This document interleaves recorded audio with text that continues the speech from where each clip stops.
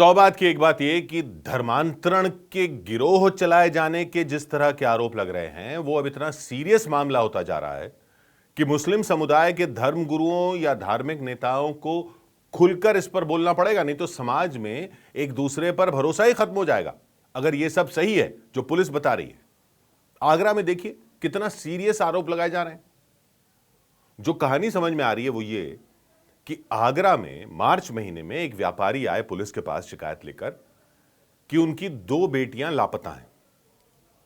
दोनों बेटियां बालिग बताई गई और छोटी बेटी तो बताया गया कि अभी हाल ही में 18 साल की हुई थी। बड़ी उससे बड़ी थी, छोटी अभी 18 साल की हुई थी। दोनों गायब हैं, दोनों लापता हैं। ऐसी खबरें हैं कि उनके पिता ने पुलिस को बताया कि दोनों लड़कियां अपने फोन नहीं ले गई हैं, फोन भी छोड़ गई हैं, कोई आईडी भी नहीं ले गई हैं और पैसे वगैरह भी ज्यादा गायब नहीं बताए गए। तो क्योंकि पहले तो पुलिस को लगा कि गुमशुदा की तलाश टाइप का मामला है, लेकिन यह अजीब था कि फोन भी नहीं ले गई थी, क्योंकि फोन तो आजकल कोई छोड़ता नहीं अपना। फिर बताया जा रहा है कि परिवार ने यह भी बताया कि बड़ी बेटी जो थी वो एमफिल की पढ़ाई कर रही थी। एमफिल की पढ़ाई कर रही थी। कुछ टाइम पहले अपनी कोचिंग क्लास जाती थी। कुछ टाइम पहले वहां कोचिंग क्लास में उसकी एक दोस्ती हो गई थी एक मुस्लिम लड़की से। यह भी रिपोर्ट किया जा रहा है कि कोचिंग क्लास में मुस्लिम लड़की से दोस्ती होने के बाद से बड़ी लड़की ने हिंदू रीति रिवाजों से किनारा करना शुरू कर दिया था।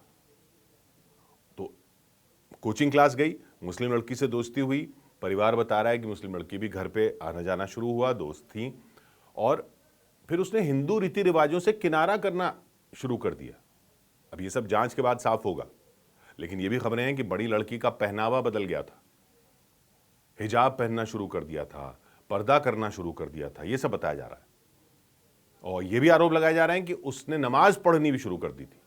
तो आप सोचिए, लड़की कोचिंग क्लास में गई, दोस्ती एक मुस्लिम लड़की से हुई, उसने नमाज पढ़नी शुरू कर दी, हिजाब पहनना शुरू कर दिया, पर्दा करना शुरू कर दिया, हिंदू रीति रिवाजों से अपने आप को दूर करना शुरू कर दिया।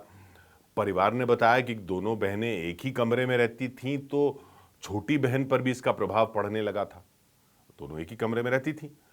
बड़ी बेटी की दोस्त थी, वो आती थी घर पे, और ये छोटी बेटी पे भी असर पड़ने लगा, ऐसा परिवार को लगता था, क्योंकि दोनों गायब हो गए उसके बाद। तो परिवार ने सब पुलिस को बताया। तो ऐसा बताया जा रहा है कि परिवार ने ये सब जो पुलिस को बताया, तो पुलिस ने केस को फिर गंभीरता से लिया और कहते हैं कि लड़कियों के गायब होने के कुछ दिन बाद शायद छोटी बहन से जुड़े सोशल मीडिया अकाउंट पर एक तस्वीर दिखी जिसमें एक लड़की AK-47 राइफल लिए खड़ी थी। लड़की कौन थी उस तस्वीर में वो क्लियर नहीं है अभी, लेकिन तस्वीर कोई अगर जनरल सी तस्वीर भी रही हो तो भी सोचिए परिवार पर क्या बीतती होगी। बड़ी लड़की की दोस्त कोचिंग क्लास में बनी, बड़ी लड़की ने हिंदू रीति रिवाजों से अपने आप को किनारा करना शुरू कर दिया। कोई गलत नहीं है इसमें, कुछ गैर कानूनी नहीं है। हो सकता है किसी के प्रभाव में कोई आके कर सके, बालिग हैं, कोई कुछ भी कर सकता है, लेकिन परिवार पर तो सोचिए क्या बीतेगा कि दोस्ती हुई, बेटी ने हिंदू रीति रिवाजों से अलग होना शुरू किया, अपने आप को अलग करना शुरू किया, और फिर छोटी बेटी जैसे ही 18 साल की हुई दोनों गायब हो गई। तो 18 साल की हुई तो बालिग हो गई, कानूनन वो कुछ भी कर सकती हैं, और जैसे ही वो 18 की हुई तो दोनों चली गई। अगर वाकई ऐसा हुआ जैसा इसमें बताया जा रहा है, तो सोचिए बीता क्या होगा परिवार पर।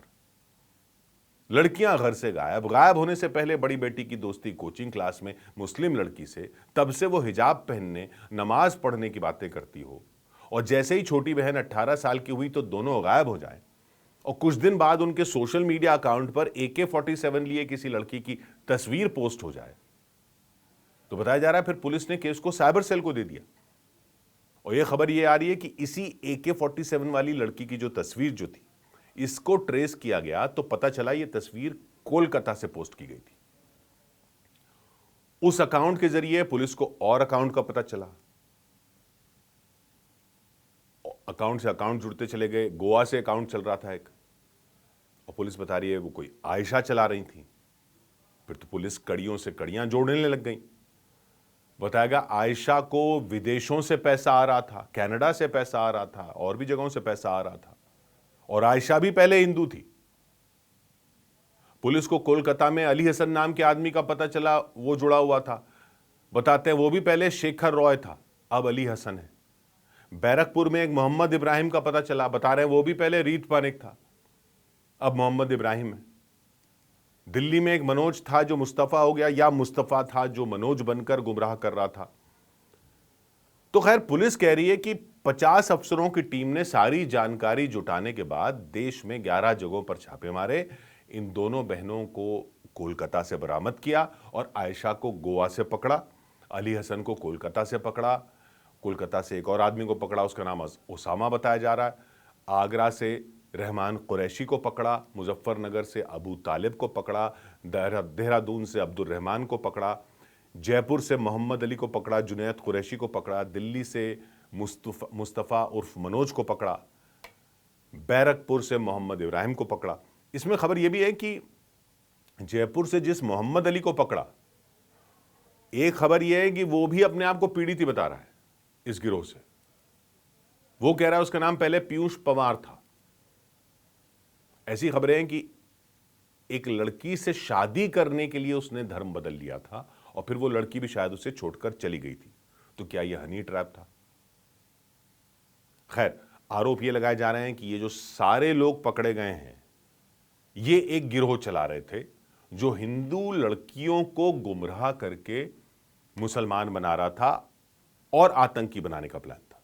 अब ये सब साबित होना है, ये सब अभी आरोप हैं पुलिस के, लेकिन आरोप तो देखिए कितने सीरियस हैं। कोई मां बाप कैसे परेशान नहीं होंगे?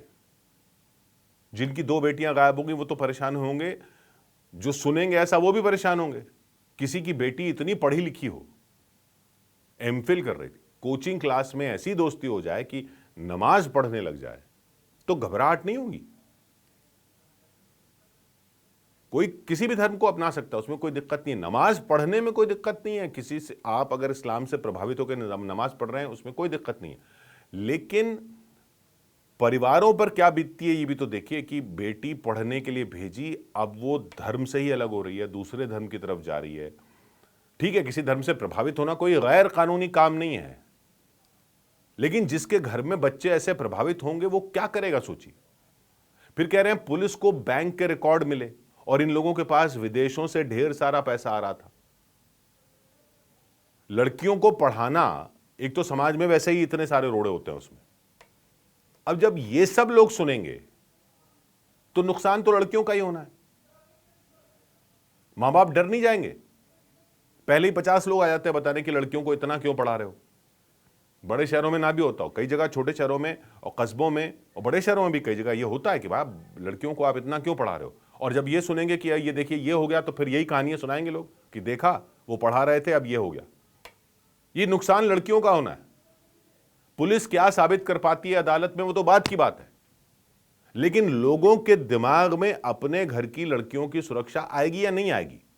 और ये सब होगा तो हिंदू मुस्लिम दरार कैसे नहीं पड़ेगी समाज में? हां, सारे लोग ऐसे थोड़ी होते हैं, नहीं होते।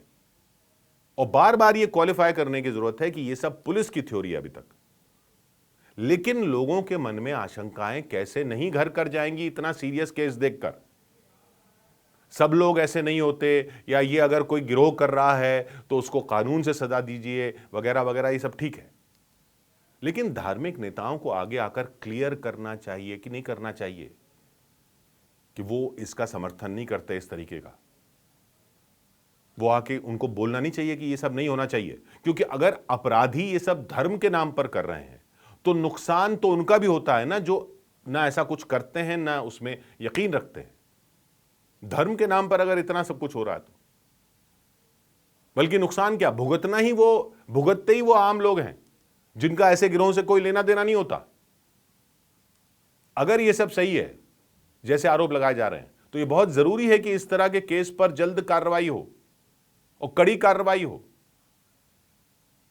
दोस्ती अगर ऐसे होने लग जाएगी, स्कूलों में, कॉलेजों में, कोचिंग क्लास में अगर दोस्तों पे शक करने लग जाएंगे, अगर माँ बाप ये देखने लग जाएंगे कि एक देखिए उनकी लड़की के साथ ऐसा हुआ कि वो कोचिंग क्लास में एक लड़की मिली थी, उसने उसका धर्म बदलवा दिया।